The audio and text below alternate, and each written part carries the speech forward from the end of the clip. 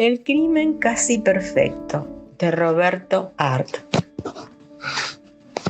La coartada de los 3 hermanos de la suicida fue verificada. Ellos no habían mentido. El mayor, Juan, permaneció desde las 5 de la tarde hasta las 12 de la noche. La señora Stevens se suicidó entre las 7 y las 10 de la noche. Detenido en una comisaría por su participación imprudente en un accidente de tránsito. El segundo hermano, Esteban, se encontraba en el pueblo de Lister desde las 6 de la tarde de aquel día hasta las 9 del siguiente. Y en cuanto al tercero, el doctor Pablo, no se había apartado ni un momento del laboratorio de análisis de leche de la Herpa Compañía, donde estaba adjunto a la sección de dosificación de mantecas en las cremas. Lo más curioso del caso es que aquel día los 3 hermanos almorzaron con la suicida para festejar su cumpleaños y ella, a su vez, en ningún momento dejó de traslucir su intención funesta. Comieron todos alegremente. Luego, a las 2 de la tarde, los hombres se retiraron.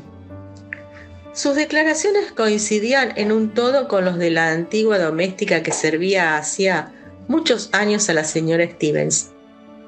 Esta mujer, que dormía afuera del departamento, a las 7 de la tarde se retiró a su casa. La última orden que recibió de la señora Stevens fue que le enviaran por el portero un diario de la tarde. La criada se marchó. A las 7:10 el portero le entregó a la señora Stevens el diario pedido y el proceso de acción que ésta siguió antes de matarse se presume lógicamente así. La propietaria revisó las adiciones en la libreta donde llevaba anotadas las entradas y salidas de su contabilidad doméstica, porque las libretas se encontraban sobre la mesa del comedor con algunos gastos del día subrayados. Luego se sirvió un vaso de agua con whisky y en esta mezcla arrojó aproximadamente medio gramo de cianuro de potasio y a continuación se puso a leer el diario. Bebió el veneno y al sentirse morir trató de ponerse de pie y cayó sobre la alfombra. El periódico fue hallado entre sus dedos tremendamente contraídos. Tal era la primera hipótesis que se desprendía del conjunto de cosas ordenadas pacíficamente en el interior del departamento. Pero como se puede apreciar, este proceso de suicidio está cargado de absurdos psicológicos.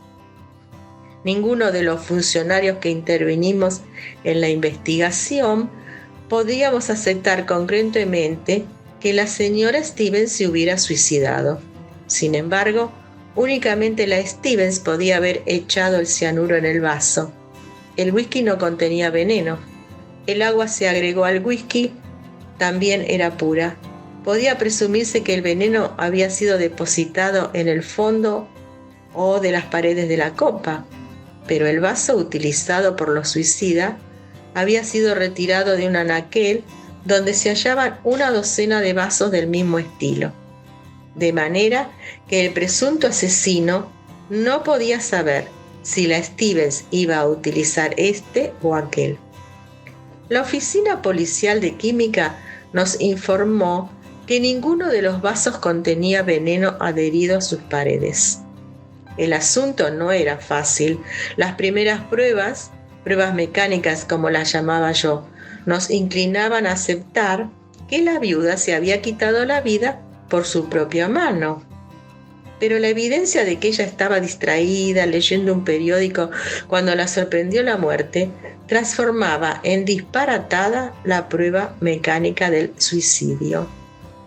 Tal era la situación técnica del caso cuando yo fui designado por mis superiores para continuar ocupándome de él.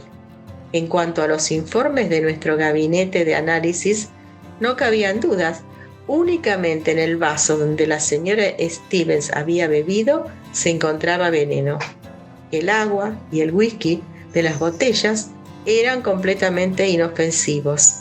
Por otra parte, la declaración del portero era terminante. Nadie había visitado a la señora Stevens después que él le alcanzó el periódico. De manera que si yo, después de algunas investigaciones superficiales, hubiera cerrado el sumario informando de un suicidio comprobado, mis superiores no hubiesen podido objetar palabras.